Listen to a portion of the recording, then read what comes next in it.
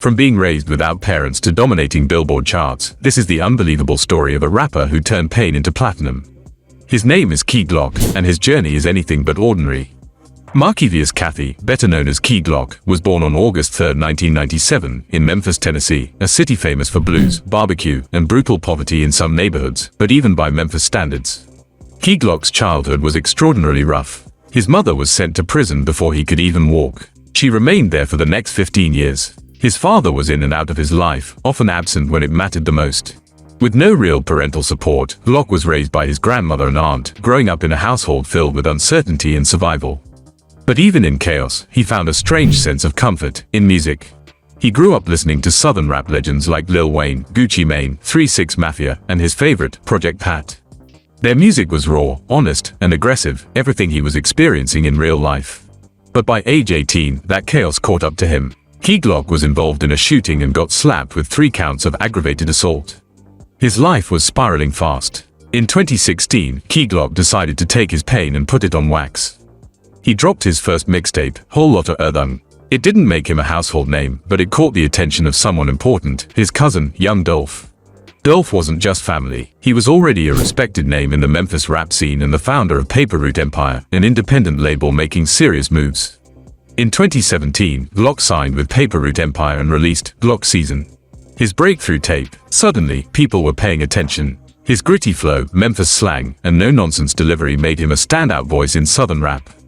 By 2018, Key Glock had momentum. He released Glock Bond and Glockoma, and in 2019, teamed up with Young Dolph for the now iconic album, Dumb and Dumber. The album debuted at number 8 on the Billboard 200, an incredible feat for 2 artists from an independent label with no major label push. It was raw, it was real, and it was the sound of Memphis. The duo became known for their chemistry, their loyalty, and their authentic storytelling. They weren't just making hits, they were building a brand. While Dolph and Glock were great together, Glock was also proving himself as a solo artist. In 2020, he dropped his debut studio album, Yellow Tape, which peaked at number 14 on the Billboard 200. He followed that up with Son of a Gun, and then Yellow Tape 2 Feet in 2021, which did even better, reaching number 7. Then came Glockoma 2 Feet in 2023, further cementing his place as a serious contender in mainstream rap. His biggest singles like Russian Cream, Since 6'6", and Ambition for Cash went gold and platinum. He had feature verses with artists like Gucci Mane and Megan Thee Stallion. But just when things were reaching a peak, everything changed. In late 2021, tragedy struck. Young Dolph was murdered in broad daylight in Memphis. It shocked the entire hip-hop world, but for Key Glock, it was personal. He didn't just lose a mentor. He lost family. He lost the person who gave him a shot when nobody else did.